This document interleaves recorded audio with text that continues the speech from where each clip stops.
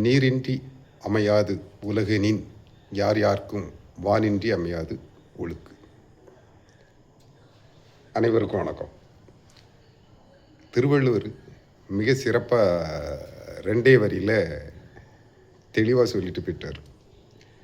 அதை ஒரு 1000 பக்கத்துக்கு படிக்கக்கூடிய மாதிரி இப்பொழுது உள்ள சமயத்துக்கு அது தேவைப்படுது.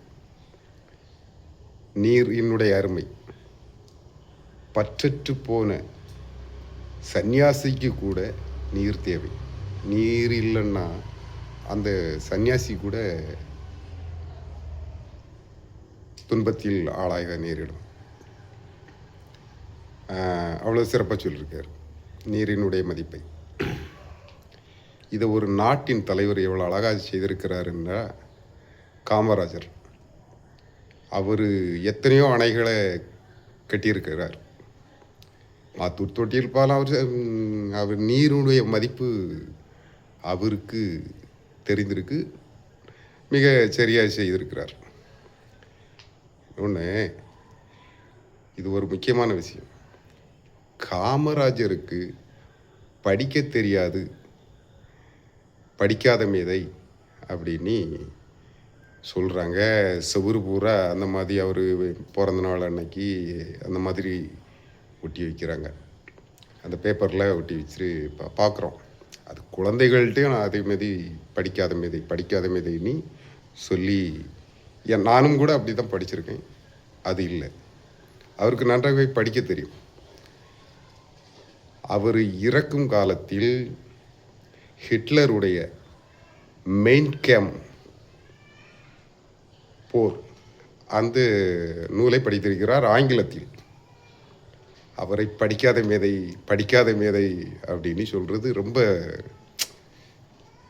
அது அவரை சிறுமைப்படுத்துகிற மாதிரி இருக்கு. அவருக்கு நன்றாகவே படிக்க தெரியும். அவருக்கு நீரினுடைய அருமை, அந்த அருமையை தெரிஞ்சதுனால கால்வாய் வெட்டி நீர் தேக்கத்தை உருவாக்கி எவ்வளோ சரியாக செஞ்சுருக்கிறாரு. ஆனால் நம்ம இப்பொழுது அப்படி இருக்கிறோமா என்றால் இல்லை, யாரும் கண்டுகொள்வதில்லை. நான் அடிக்கடி கேரளாவுக்கு வேலைக்காக செல்பவன். நாங்கள் சில சமயம் ஹோட்டலில் உணவு வாங்கி சாப்பிடுவது வழக்கம். அந்த பிளாஸ்டிக் கவரை பொது இடத்தில் அந்த மக்கள் போட சம்மதிக்காது. நீர்நிலையினுடைய அருமையை எவ்வளோ அழகாக தெரிஞ்சிருக்கிறீர்கள்னா அதை சொல்லணுன்னா ரொம்ப வண்டுகள் ரீங்காரம் பாடும் இரவு நேரங்களில், மழைக்கால. அது அவ்வளோ அருமையாக இருக்கும், சூப்பராக இருக்கும். நான் பார்த்துருக்குறேன். அந்த மக்களினுடைய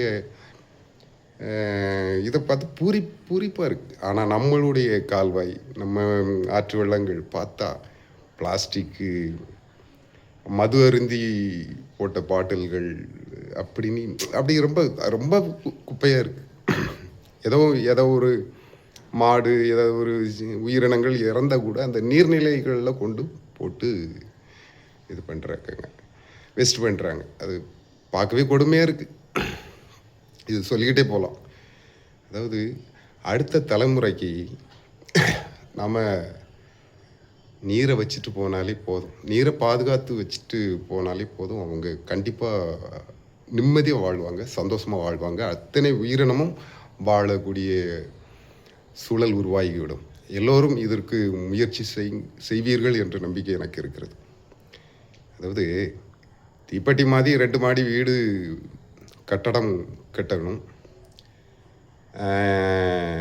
இஎம்ஐயில் ஒரு கார் வாங்கணும், கொஞ்சம் தேவைக்கு நகை, இவ்வளவும் இருந்து விடலாம் என்று நம்புவது எவ்வளவு பெரிய முட்டாள்தனமோ. அதை நம்ம கலியமூர்த்தி காவல்துறை அதிகாரி அழகாக சொல்லுவார். ஐயா இறையன்பு இவங்க அழகாக சொல்லுவாங்க.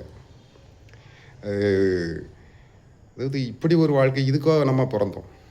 இந்த சமுதாயத்துக்கு நாம் ஏதோ ஒன்று படித்த மக்கள் கூட இந்த சிந்தனையே, நாட்டுக்கு என்ன தேவை அப்படிங்கிற, நம்ம பிறந்தோம் வாழ்ந்தோம், அதை போய் இந்த மாதிரி வீடு கட்டணும், ஒரு கல்யாணத்தை முடித்தோம், 2 பிள்ளைய பார்த்தோம், அப்படி வாழ்ந்தோம் இறந்தோம் இருக்குது. இதுக்கு பிறக்காமே இருக்கலாமே.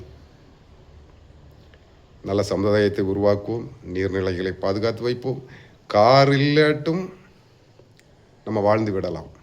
ஆனால் நீர் இல்லைன்னா வாழவே முடியாது. திருவள்ளுவரை நம்ம முன்னோர்களை சொல்கிறேன். திருவள்ளுவர் வாழ்ந்திருக்கிறார், அவரே சொல்லிட்டு போகிறாரு. மற்றபடி ஐயா காமராஜர் இப்படி நீர்த்தேக்கங்கள், நான் பக்கத்து மாநிலம் இப்போ தற்சமயம் நான் அங்கே தான் சில சமயம் பணிக்காக அங்கே செல்ல வேண்டியது இருக்கிறது. அங்கே நான் பார்த்து கொண்டிருக்கிறேன். பக்கத்து மாநிலம் நமக்கு உதாரணமாக இருக்கிறது. நாம் விழித்து கொள்வோம். தூங்கும் புலியை பறை கொண்டு எழுப்பினோம். தூய தமிழரை தமிழ் கொண்டு எழுப்புவோம். நன்றி.